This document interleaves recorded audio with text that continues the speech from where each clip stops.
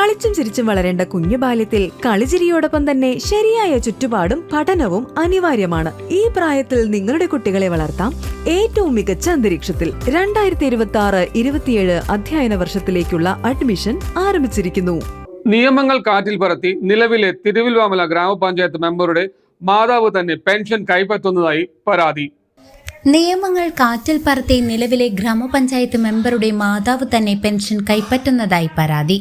1000 square ഫീറ്റിൽ കൂടുതലുള്ള വീടോ സ്വന്തമായി 4 ചക്ര വാഹനമോ വീട്ടിൽ AC ഉള്ളവർക്കും കേന്ദ്ര സംസ്ഥാന സർക്കാർ ജോലിയോ അർദ്ധ സർക്കാർ സ്ഥാപനങ്ങളിൽ ജോലിയോ ഉള്ളവരുടെ അതേ റേഷൻ കാർഡിൽപ്പെട്ട മാതാപിതാക്കൾക്കും പെൻഷൻ കൊടുക്കാൻ പാടില്ല എന്ന നിയമം നിലനിൽക്കെ തിരുവില്ലാമലയിലെ 19ാം മെമ്പറുടെ മാതാവ് നിയമങ്ങൾ ലംഘിച്ച് വർഷങ്ങളായി പെൻഷൻ കൈപ്പറ്റുന്നു എന്ന് ആരോപിച്ച് CPM ഗ്രാമപഞ്ചായത്ത് 12ാം വാർഡ് മെമ്പറും മുൻ LC സെക്രട്ടറിയുമായ S. ദിലീപ് തിരുവില്ലാമല ഗ്രാമപഞ്ചായത്തിൽ പരാതി സമർപ്പിച്ചു.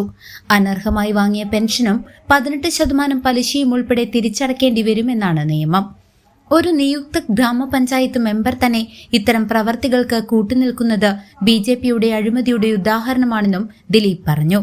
ഗ്രാമപഞ്ചായത്ത് കഴിഞ്ഞ 5 വർഷക്കാലം വെച്ചിരുന്നത് BJPയുടെയും കോൺഗ്രസിന്റെയും നേതൃത്വത്തിലുള്ള ബായി ഭരണസമിതിയാണ്. ആ ഭരണസമിതി അധികാരത്തിലിരിക്കുമ്പോൾ നിയമങ്ങൾ കാറ്റിൽ പറത്തിയും കള സർട്ടിഫിക്കറ്റുകൾ സമർപ്പിച്ചും വലിയ രീതിയിലുള്ള അഴിമതിയാണ് പഞ്ചായത്തിനകത്ത് നടപ്പിലാക്കിയിട്ടുള്ളത്. BJPയുടെ നേതാക്കൾക്ക് അവരുടെ ബന്ധുജനങ്ങൾക്കും സ്വജനപക്ഷപാതത്തിനും അനർഹമായി ആനുകൂല്യങ്ങൾ കൈപ്പറ്റുന്നുള്ള വേദിയായി ഭരണസമിതിയെ കഴിഞ്ഞ 5 വർഷക്കാലം മാറ്റിയെടുത്തിരിക്കുകയാണ്.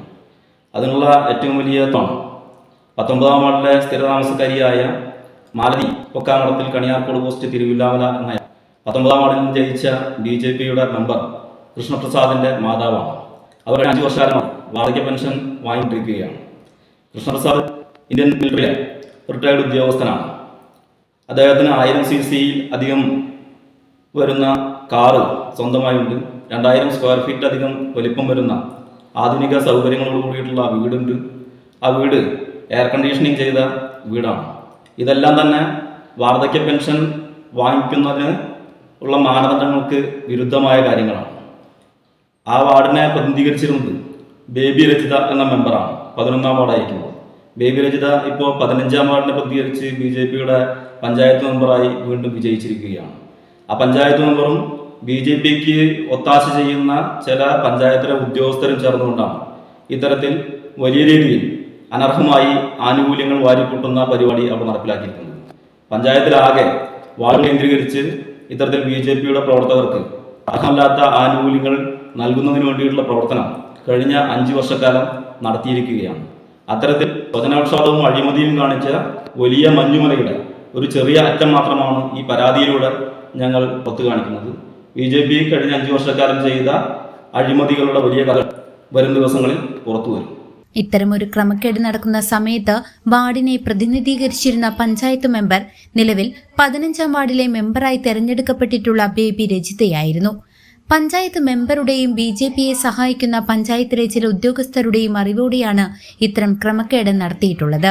പഞ്ചായത്തിലാകെ വ്യാപകമായി ഇത്തരത്തിൽ കള്ള സർട്ടിഫിക്കറ്റുകൾ ഉപയോഗിച്ച് BJP നേതൃത്വത്തിൽ അനർഹമായ ആനുകൂല്യങ്ങൾ വാങ്ങിയെടുത്തിട്ടുണ്ട് എന്നും പറയപ്പെടുന്നു.